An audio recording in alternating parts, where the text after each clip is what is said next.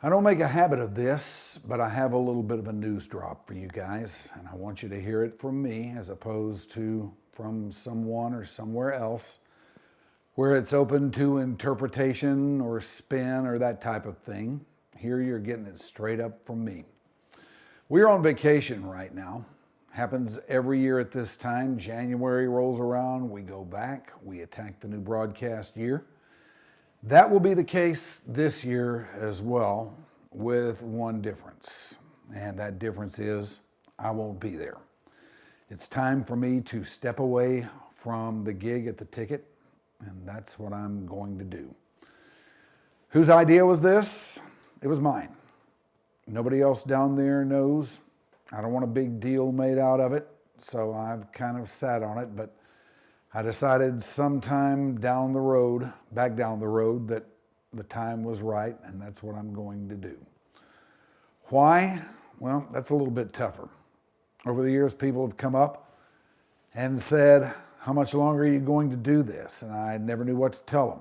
I told them as long as I wanted to. The end is not in sight. And I talked to some other guys who had stepped away from gigs similar to this, which meant about as much to them as this does to me, which is like everything.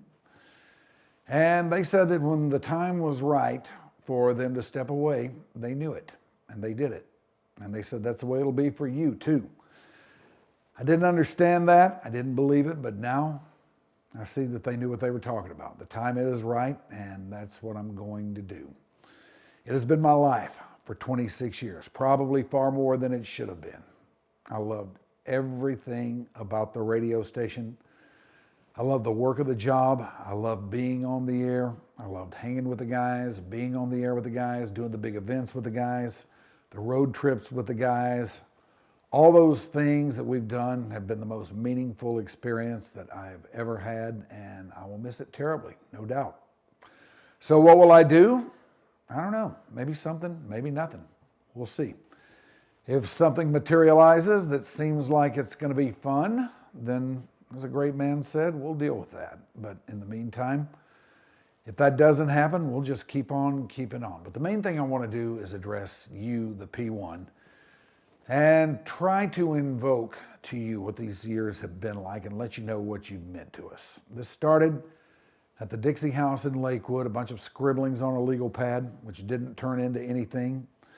And then through me trying to talk guys I barely knew into doing this, them acting against their better judgment, 4 owners, many general managers, we have seen this turn into a ratings behemoth. We have seen this turn into something unlike so many other stations in the market, and so like very, very, very few others.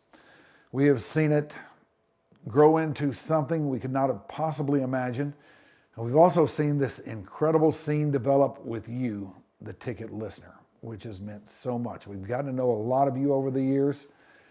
You are friends to me now, you always will be. We've seen you show up at Ticket Stock, Summer Bash, Fight Night, all the events we've done. We've seen how you respond to them.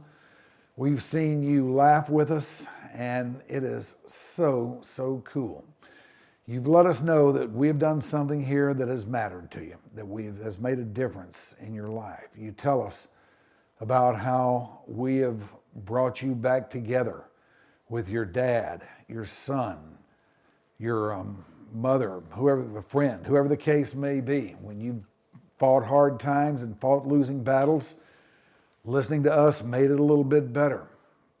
At a time when radio stations mattered less and less all across the nation, you let us know that when it seemed like there was nobody else there for you, we were there and we made a difference.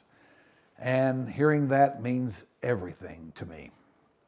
Chuck Noll was the coach of the Pittsburgh Steelers back in the 70s. And he was the coach when the Steelers were beating the Cowboys in those Super Bowls and those great games. And he was a football hard ass. He was sort of like a Lombardi, Shula type figure like Belichick and Saban are today.